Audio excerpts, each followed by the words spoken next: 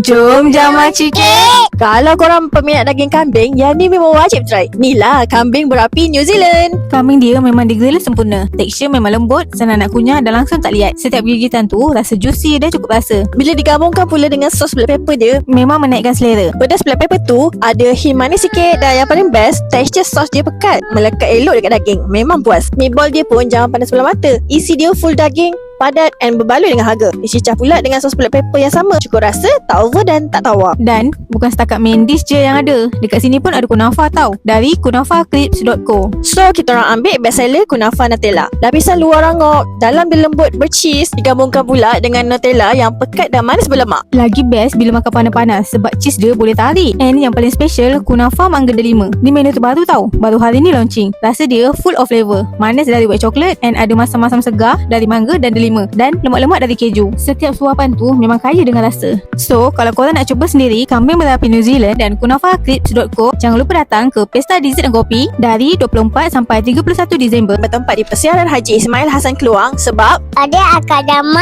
Approve.